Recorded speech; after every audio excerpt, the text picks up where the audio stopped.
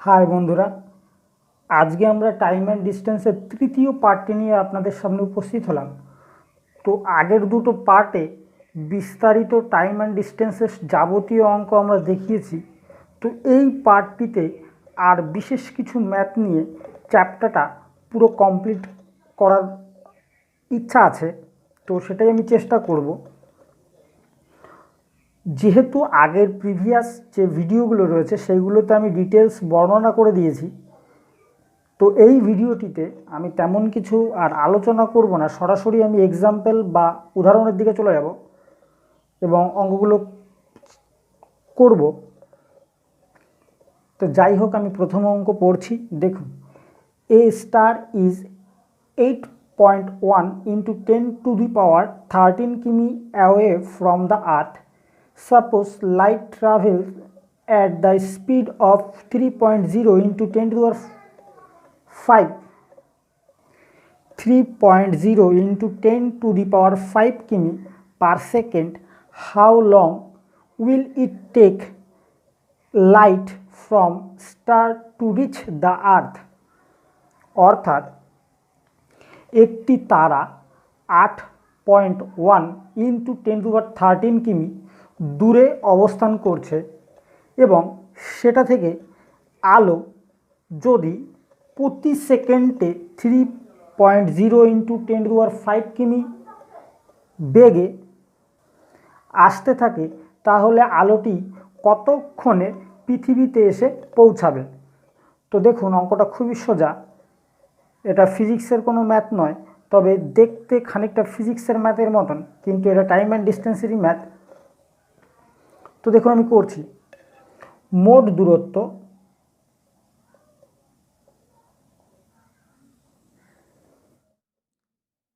সূর্য থেকে পৃথিবীর, তারাটি থেকে পৃথিবীর দূরত্ব 10⁻13 কিমি। তারাটি থেকে আগত আলোক রশ্মির গতিবেগ হল, আলোর গতিবেগ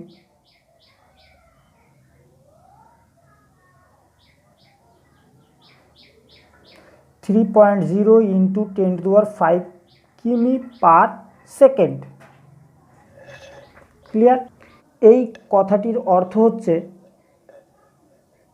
3.0 ইন্টু 10⁵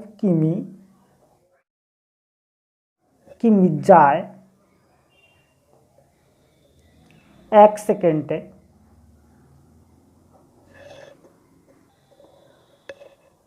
তো মোট দূরত্ব আমার 8.1 ইন্টু 10⁻13 কিমি। সো 1 কিমি যাবে, নিশ্চয়ই কম সেকেন্ডে, কম হলে ভাগ হবে। তো 3.0 ইন্টু 10⁵ নিচে বসে গেল ভাগ হিসাবে। এবার 8.1 ইন্টু 10⁻13 কিমি যাবে নিশ্চয়ই বেশি সেকেন্ডে। তো 8.1 ইন্টু 10⁻13 বাই 3.0 ইন্টু 10⁵। দেখুন, এই ক্যালকুলেটটা করতে পারলে আমরা কত সেকেন্ড সময় লাগবে সেটা আমরা বের করে ফেলতে পারবো। তো আমি ক্যালকুলেটটা করছি। তো দেখুন, আমি কাটাকাটি করব। তো দেখুন, এই পয়েন্টের জন্য নিচে আমি 10 লিখতে পারি, আবার এই পয়েন্টের জন্য উপরে আমি 10 লিখতে পারি। ক্লিয়ার? তো এই শূন্য আর এই শূন্যটা আমি কেটে দিলাম। এটা দিয়ে এটাকে যদি কাটি, আমার 27 দাঁড়াচ্ছে। তাহলে উপরে দাঁড়াচ্ছে আমার 27 ইন্টু 10⁻13, আর নিচে দাঁড়াচ্ছে দেখুন এখানে 5, আর এই 10-এর জন্য আমি একবারে লিখতে পারি 10⁻6। তো এইটা কাটাকাটি করলে এটা কাটাকাটি যায়, যদি করেন এখানে 6টা আছে, এখানে 13টা আছে, তাহলে 6টা যদি চলে যায় 13টা থেকে, তাহলে থাকছে 7টা। ক্লিয়ার? তো লিখতে পারি 27 গুণ 10⁻7 এত সেকেন্ড। এবার এটাকে আমি ঘন্টায় প্রকাশ করব, কারণ আমার ঘন্টায় উত্তর থাকতে পারে। সেই ক্ষেত্রে কি করবেন, আপনাকে করতে হবে 27 ইন্টু 10⁻7, আর যেহেতু সেকেন্ড থেকে ঘন্টায় প্রকাশ করার জন্য 3600 করতে হয়, তো আমরা করলাম। এবার দেখুন, আমি 9 দিয়ে কাটছি, এখন ঘন্টা বেরিয়ে গেছে। তো এখন কাটাকাটি করব, 3 নং 27, 4 নং 36, 400। ক্লিয়ার? তো দেখুন এই যে দুটো জিরো রয়েছে, এই দুটো জিরো এখান থেকে আমি তুলে নিতে পারি, সেক্ষেত্রে দাঁড়ায় 3 × 10⁵ এত আওয়ার্স। ক্লিয়ার? তো এটাকে আরও কিছু করা যায়, সেটা আমি দেখিয়ে দিচ্ছি। 3 × আমার দাঁড়িয়ে রয়েছে 10⁵ এখন বর্তমান আমার পজিশান রয়েছে এত কি, আমি নিচে 4টাকেও তুলে ফেলতে পারবো। সেই ক্ষেত্রে আমাকে করতে হবে, কি দেখুন এই যে 10⁵ এই কথাটার মানে হচ্ছে 10 5বার গুণ আকারে আছে। তো আমি একটা 10কে বাইরে নিয়ে আসলাম এবং বাকি 4টে 10কে পাওয়ার হিসাবে লিখে দিলাম /4। এবার দেখুন এই 4 দিয়ে 10কে যদি ভাগ করেন তাহলে দাঁড়াচ্ছে 2.5। এবার এই 2.5 × 3 = 7.5 × 10⁴। এটাও অনেক সময় উত্তরে থাকতে পারে। তো আশা করি বুঝতে পেরেছেন, ক্লিয়ার এসছে। তো নেক্সট দেখুন, আমি নেক্সট করালে আরও ক্লিয়ার আসবে। দেখুন আমি নেক্সট অঙ্ক পড়ছি, আশা করি ভালো লাগবে। নেক্সট অঙ্কটাও খুব সুন্দর। A takes 2 hours more than B to walk D km. If A double his speed, then he can make it 1 hour less than B. How much time does B require for walking D km? তো দেখুন আমি বাংলাটা বলছি। B D কিমি যেতে যে কয় ঘন্টা সময় নেয়, এ তার থেকে 2 ঘন্টা বেশি সময় নেয়। যদি এর গতিবেগ দ্বিগুণ করা হয় তাহলে সে এই দূরত্বটি অতিক্রম করতে বি থেকে 1 ঘন্টা কম সময় নেয়। তাহলে বি ডি কিমি যেতে কতটা সময় নিয়েছিল? আশা করি ক্লিয়ার এসে গেছে।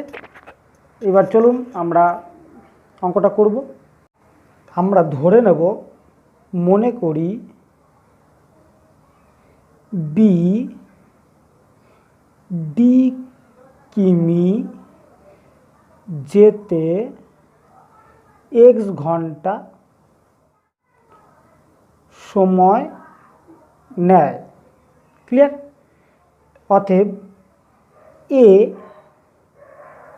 অতএব এ সময় নেয় সমান সমান কি 2 ঘন্টা বেশি, মানে x + 2 এত ঘন্টা।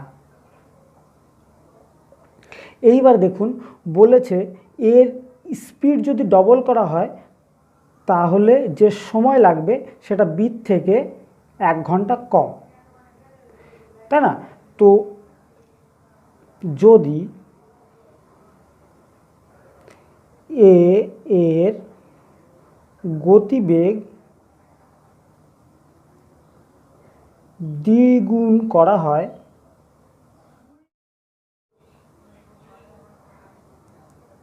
তাহলে মোট সময় নেবে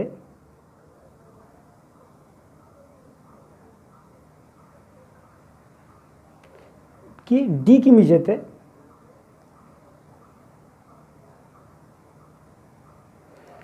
দেখুন দ্বিগুণ যদি গতিবেগ করা হয় সময় তাহলে অর্ধেক হয়ে যায়। তাহলে সময় আমার ছিল x + 2 তার অর্ধেক এত ঘন্টা। কারণ ধরুন আপনার গতিবেগ 60 কিমি, এইবার 60 কিমি যান 1 ঘন্টায়, এখন গতিবেগ ডবল করা হয়েছে তাহলে হচ্ছে 120 কিমি। তো 120 কিমি যান 1 ঘন্টায়, তাহলে 60 কিমি যাবেন নিশ্চয়ই আধ ঘন্টায়। সেই হিসাবে সময় যদি গতিবেগ ডবল করা হয় তাহলে সময় অর্ধেক হয়ে যায়। তো সেই হিসাবে এটাও সময় অর্ধেক হয়ে গেছে। অতএব প্রশ্ন মতে কি বলেছিল যে বির যা সময় লাগছে সেটা x ঘন্টা, তার থেকে 1 ঘন্টা কম সময় লাগবে, মানে এই সময়টা এই সময় থেকে 1 ঘন্টা কম, সেটাই আমি লিখছি -1/2 x + 2 = 1। এবার এই সমীকরণটা করতে পারলে আমার অঙ্কে অ্যান্সার বেরিয়ে যাবে।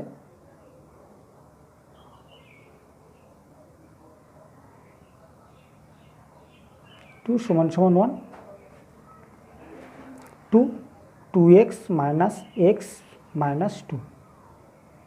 দেখুন এখানে চিহ্ন চেঞ্জ হলো, কারণ মাইনাস চিহ্নের জন্য মাইনাসে প্লাস, এখানে কোনো চিহ্ন নেই, প্লাস আছে, মাইনাসে প্লাসে মাইনাস আর মাইনাসে প্লাসে মাইনাস, সেই হিসাবে চিহ্ন চেঞ্জ হয়েছে।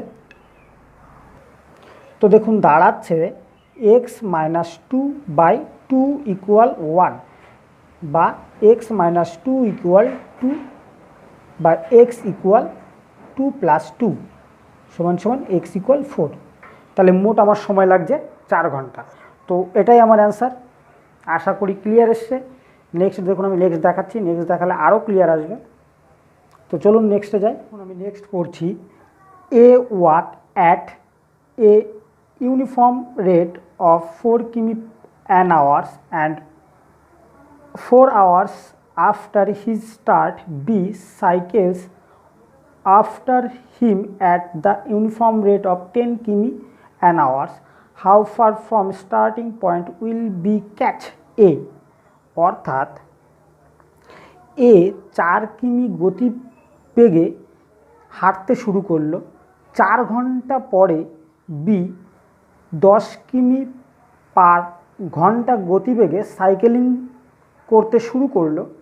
তাহলে বি তার প্রারম্ভিক অবস্থা থেকে কতটা দূরে গিয়ে একে ধরবে? আশা করি ক্লিয়ার এসে গেছে। দেখুন আমি করাচ্ছি। তো আমি এই ক্ষেত্রে ধরে নেব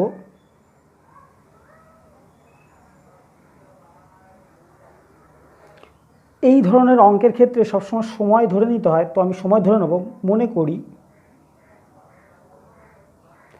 এক্স ঘন্টা পরে বি একে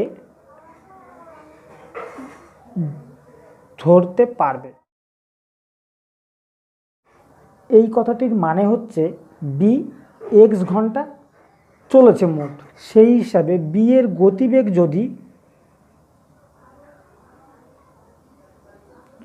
10 কিমি পার আওয়ার্স হয়, অতএব এই এক্স ঘন্টায় বি মোট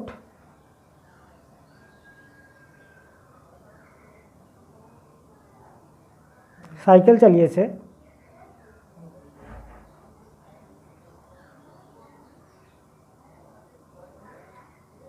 এক্স গুণ 10, মানে এত কিমি। ক্লিয়ার? এটা হলো বির ক্ষেত্রে বেরোলো। এবার এ বলেছে কি যে 4 ঘন্টা আগে শুরু করেছিল, কারণ কি এখানে বলে দেওয়া আছে 4 ঘন্টা পরে বি স্টার্ট করেছে, তার মানে কি 4 ঘন্টা আগে এ স্টার্ট করেছে। অর্থাৎ এ চলেছে বা এ হেঁটেছে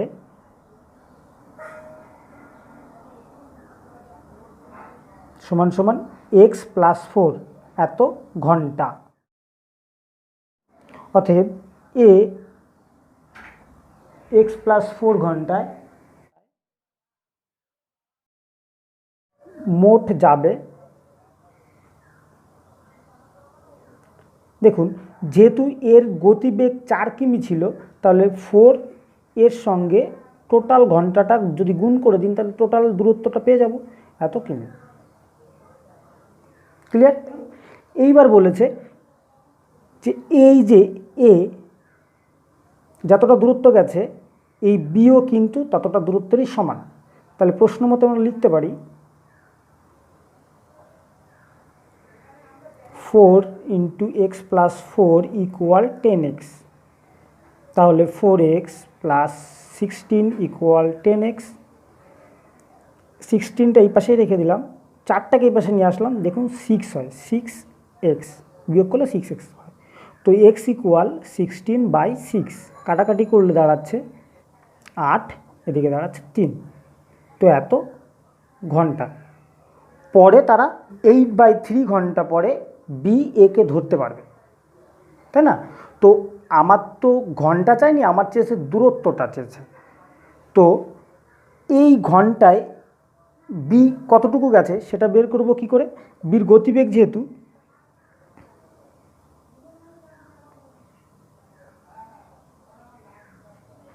10 কিমি পার আওয়ার, অতএব 8/3 ঘন্টায়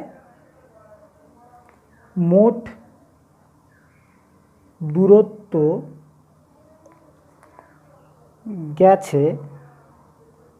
গিয়েছে সমান সমান 10 × 8/3, 80/3। এবার ভাগ করে দেবো এটাকে, 3 দুগুণি 6, থাকছে 2, 3 6 18, থাকছে 2, 26.6 কিমি প্রায় এরকম আসবে, কারণ পয়েন্টের পরে আবার শূন্য নিতে হবে। সেই হিসাবে আবার দেখুন 6 দিয়ে গেলে 18 হচ্ছে, এরকম 6 এসেই যাবে। তাহলে এক কথা আমরা লিখতে পারি 26.6 কিমি দূরত্ব যাওয়ার পরে বি একে ধরতে পারবে। অনেক সময় কি হয়, এই 6টা যেহেতু পরপর এসেই যাচ্ছে, তো উত্তরে 26.7ও থাকতে পারে, তবে সেক্ষেত্রে 26.6টা থাকবে না। যদি থাকে তাহলে 26.6 অবশ্যই উত্তর করবেন, আর যদি দেখেন 26.7 রয়েছে, 6 নেই অপশানে, তাহলে 26.7ই করবেন। তো এই হলো টোটাল বিষয়। তো নেক্সট দেখুন, আমি নেক্সট করালে আরও ক্লিয়ার আসবে। দেখুন আমি নেক্সট অঙ্কে চলে এসেছি। তো আমি নেক্সট অঙ্কটা পড়ছি, শুনুন। 2 trains start from station A and B and travel toward each other after at 50 km per hour and 60 km per hour respectively. At the time of their meeting, the second train has traveled 120 km more than the first. The distance between A and B is, অর্থাৎ দুটি train এ এবং B station থেকে যথাক্রমে 50 কিমি এবং 60 কিমি গতিবেগে একে অপরের দিকে ধাবিত হলো। তাদের মিলিত হওয়ার সময় দেখা গেল যে দ্বিতীয় ট্রেনটি 120 কিমি বেশি দূরত্ব অতিক্রম করেছে। তাহলে এ এবং বি এর মধ্যে দূরত্ব কত, অর্থাৎ এ আর বি বলতে দুটো স্টেশনের মধ্যে দূরত্ব কত। তো এটাই চেয়েছে। তো দেখুন আমরা করছি একটা, এই ধরনের অঙ্কের ক্ষেত্রে সময় ধরে নিতে হয়। মনে করি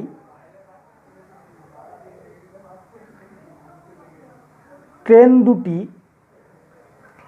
x ঘন্টা পরে একে অপরের সঙ্গে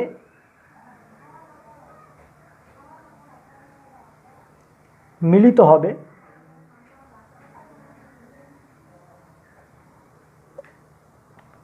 প্রথম ট্রেনের ক্ষেত্রে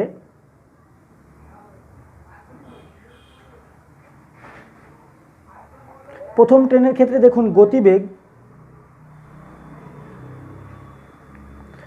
গতিবেগ ছিল 50 কিমি পার আওয়ার, তাই না?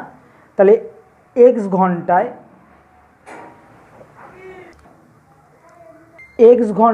প্রথম ট্রেনটি গেছে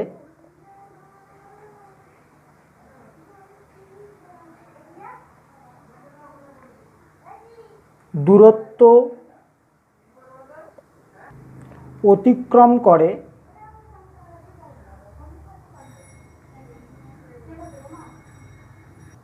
সমান সমান কত, 50 × x ঘন্টায়, তার মানে 50x কিমি। তো দ্বিতীয় ট্রেনটির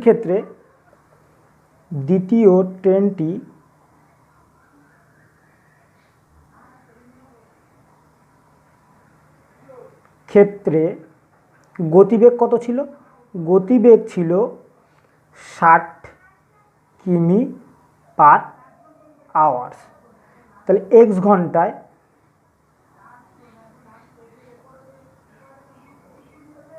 দ্বিতীয় ট্রেনটি গেছে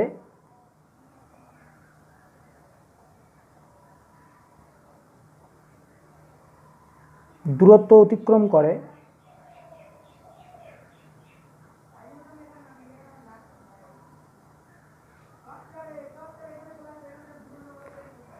দূরত্ব অতিক্রম করে কি হবে 60 ইন্টু এক্স, ঘন্টায় গেছিলো সেই হিসাবে 60x কিমি।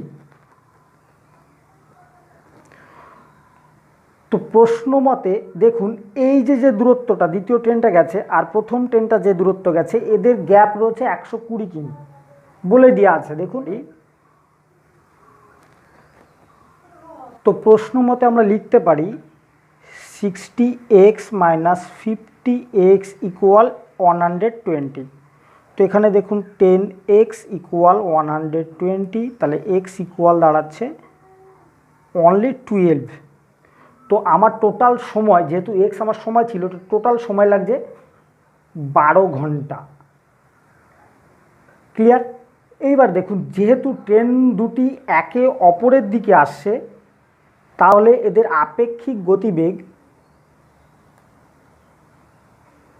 ট্রেন দুটির আপেক্ষিক গতিবেগ 50 প্লাস 60 ইকুয়াল 110 কিমি পার ঘন্টা। এটা হলো আপেক্ষিক গতিবেগ টোটাল, যেহেতু একে অপরের দিকে আসছে তাই যোগ হয়েছে। তো এই আপেক্ষিক গতিবেগে পেয়ে গেছি। এইবার টোটাল দূরত্ব অর্থাৎ মোট দূরত্ব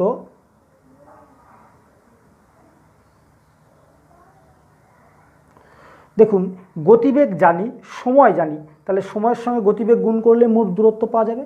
তাহলে গতিবেগ 110 ইন্টু 12 ইকুয়াল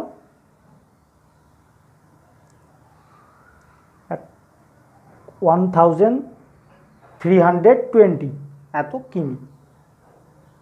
তো আশা করি বুঝতে পেরেছেন। আমি বট আকারে করিয়েছি, বাট যদি ফলো করেন ঠিকঠাক করে আপনাদের ক্লিয়ার এসে যাবেন এবং পরবর্তী সময় এটাকে শর্ট আকারে করতে পারবেন।